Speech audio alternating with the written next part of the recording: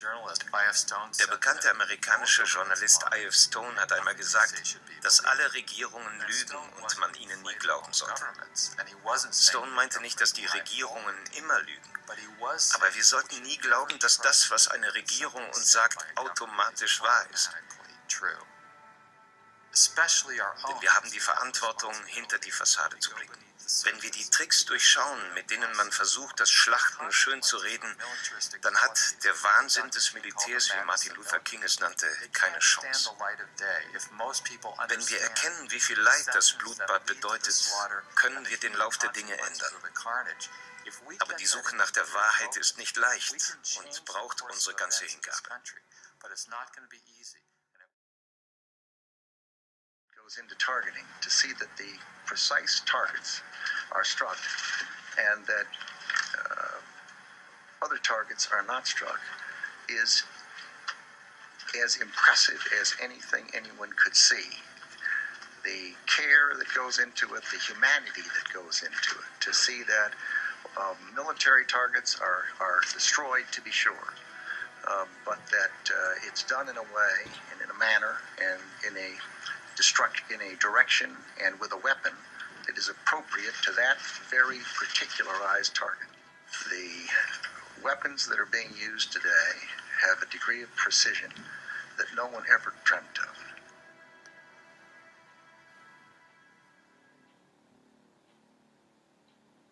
In vielerlei Hinsicht sorgt der Zweite Irakkrieg 2003 für neue Dimensionen, auch in der Berichterstattung.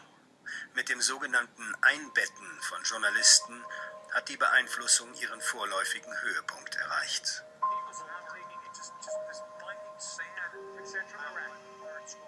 U.S. Army 7th Cavalry. Rather than being kept far away, they were embraced. Jetzt hielt man die Reporter nicht mehr vom Geschehen fern, man umarmte sie geradezu. Hunderte zogen mit in den Krieg. Sie wurden Teil des Invasionsapparates. Die eingebetteten Reporter befanden sich immer auf der Seite der Angreifer, nie dort, wo die Bomben einschlugen.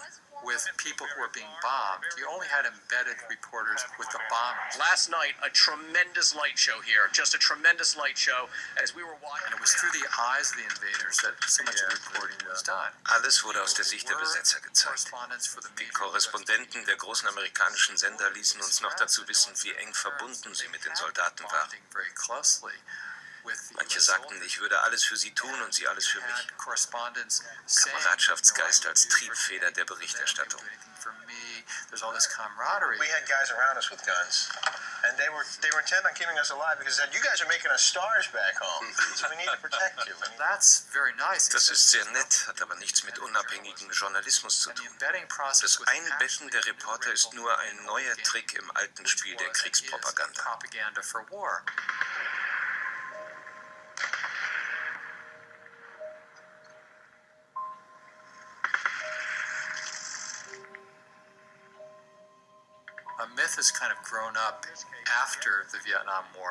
Nach Vietnam ist der Mythos entstanden, dass die Medien dort besonders kritisch berichtet und den Amerikanern die ganze Brutalität des Krieges vermittelt hätten.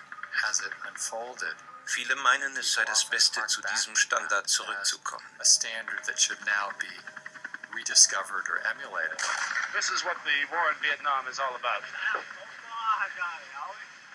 Yes, there was exceptional reporting. In der Tat gab es außergewöhnliche Berichte, aber es waren Ausnahmen. So die Bilder von GIs, die mit ihren Feuerzeugen ein Dorf abfackeln. Das ist den Leuten deshalb noch so präsent, weil es so unüblich war.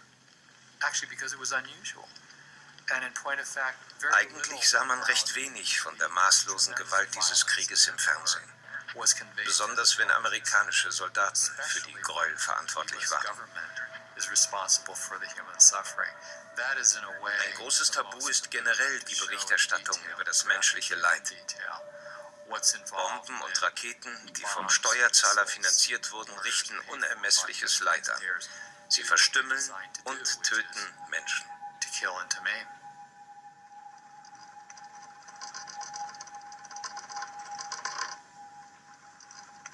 Let no one think for a moment that retreat from Vietnam would bring an end to conflict. Withdrawal of all American forces from Vietnam would be a disaster. It's a real incentive Vor dem Krieg tut ein Präsident alles, um sein Volk dafür zu gewinnen. Er lügt, betrügt und manipuliert. Dann läuft es eine Weile problemlos für ihn, bis man ihn auffordert, den Krieg zu beenden. We're not leaving so long as I'm the president. That would be a huge mistake. Our allies would lose confidence in America. To yield to force in Vietnam would weaken that confidence. Any sign that says we're going to leave before the job is done simply emboldens terrorists. A retreat from the United States from Vietnam would be a communist victory of massive proportions and would lead to World War III. If this little nation goes down the drain and can't maintain her independence, ask yourself what's going to happen to all the other little nations. It would not bring peace. It would bring more war. Selbst wenn die Rufe nach Rückzug so laut werden, dass man sie nicht mehr überhören kann, haben die Politiker Strategien entwickelt, uns das baldige Ende des Krieges anzukündigen, während sie ihn in Wirklichkeit noch verlängern. Oder sie schaffen es sogar, wie im Fall von Nixons Vietnamisierung, den Krieg im Namen der Beendigung des Konfliktes noch anzuheizen. In the previous administration, we Americanized the war in Vietnam. In this administration, we are Vietnamizing the search for peace.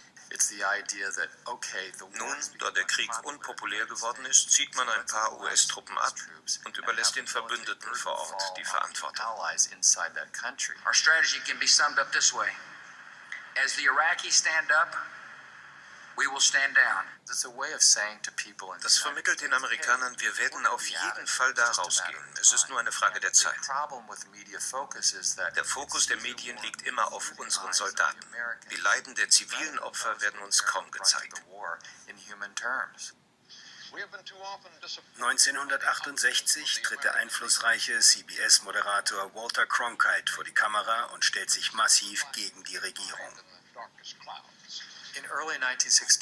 Cronkite sagte ganz klar, der Krieg ist nicht zu gewinnen.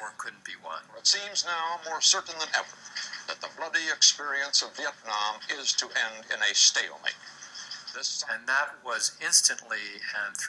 Jetzt, da der Wind sich gedreht hatte, übernahmen immer mehr seine Meinung. Lyndon Johnson soll nach Cronkites Kommentar gesagt haben, ich habe halb Amerika verloren. Die Aussage wird gerne zum Wendepunkt des Krieges und zur moralischen Stellungnahme der Medienwelt hochstilisiert. Nun, das stimmt und stimmt auch wieder nicht. Cronkite stellte fest, dass die USA entgegen der offiziellen Version den Krieg in Vietnam nicht gewann, nicht gewinnen konnte. Er sprach nicht davon, dass der Krieg falsch war. Wenn der Kritiker sagt, der Krieg ist schlecht, weil wir ihn nicht gewinnen, lautet die Antwort, wir zeigen dir, dass er zu gewinnen ist oder dass der nächste Krieg zu gewinnen sein wird.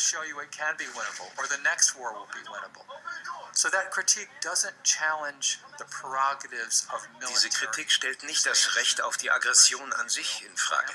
Dazu müsste sie tiefer gehen. Egal, ob dieser Krieg zu gewinnen ist oder nicht, ein Reich mit Cruise Missiles erzwingen zu wollen, ist nicht rechtens.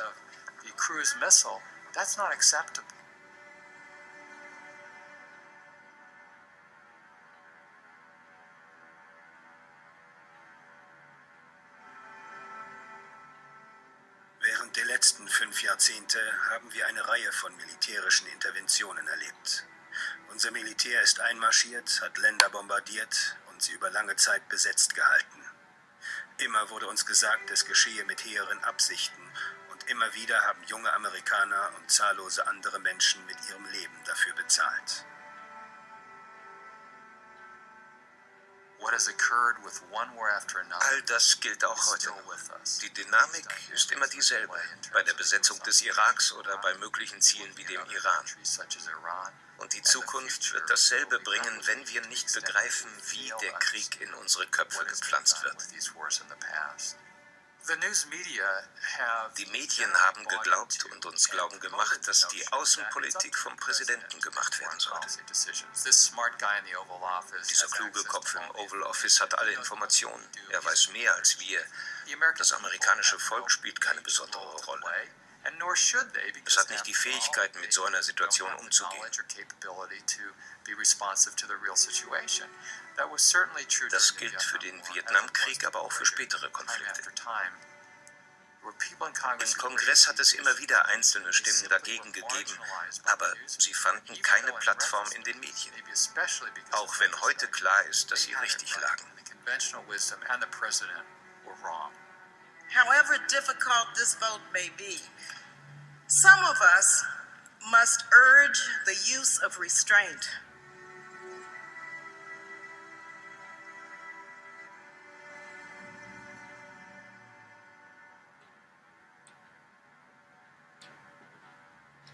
Our country is in a state of mourning. Some of us must say, let's step back for a moment. Let's just pause just for a minute.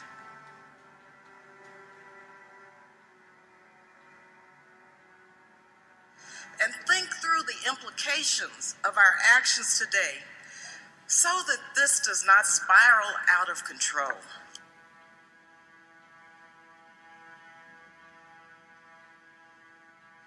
As we act, let us not become the evil that we deplore. Thank you, and I yield the balance of my time. Gentlewoman's time has expired. And this is a very common motif of history. Es hat immer wieder Menschen gegeben, die als Außenseiter abgetan wurden, weil sie nicht mit dem Strom schwimmen wollten.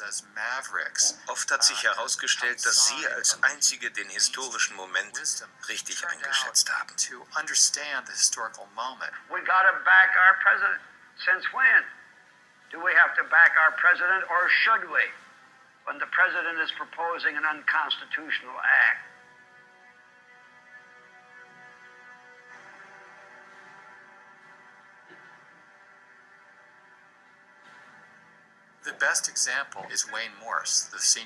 Das beste Beispiel ist Senator Wayne Morse. 1964 schwamm er gegen den Strom des gesamten Kongresses. Morse sprach der US-Regierung das Recht ab, den Krieg gegen Vietnam überhaupt anzufangen.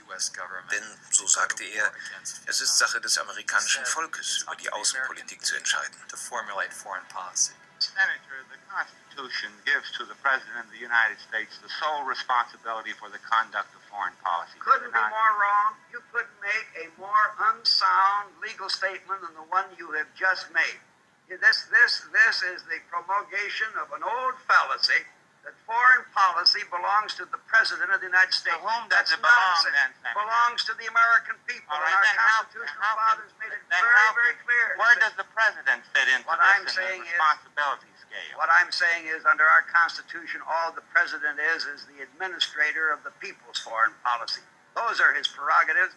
And I am pleading that the American people be given the facts about foreign Senator, policy. that the American people cannot formulate Why and do you say execute that? foreign policy. Why, you're a man of little faith in democracy if you make that kind of announcement. I have complete faith in the ability of the American people to follow the facts if you'll give them. It isn't and my a lack charge of against faith, my Senator. government is we're not giving the American people the facts. And that's a kind of faith in democracy. Dieses Vertrauen in die Demokratie ist in Washington nicht sehr verbreitet. Aber es ist eine gute Auslegung unserer Verfassung und eine gute Definition von Demokratie. Der bekannte amerikanische Journalist I.F. Stone hat einmal gesagt, dass alle Regierungen lügen und man ihnen nie glauben sollte.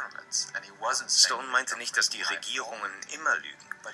Aber wir sollten nie glauben, dass das, was eine Regierung uns sagt, automatisch wahr ist. Denn wir haben die Verantwortung, hinter die Fassade zu blicken. Wenn wir die Tricks durchschauen, mit denen man versucht, das Schlachten schön zu reden, dann hat der Wahnsinn des Militärs, wie Martin Luther King es nannte, keine Chance. Wenn wir erkennen, wie viel Leid das Blutbad bedeutet, können wir den Lauf der Dinge ändern. Aber die Suche nach der Wahrheit ist nicht leicht und braucht unsere ganze Hingabe. But it's not going to be easy, and it will require dedication to searching for truth.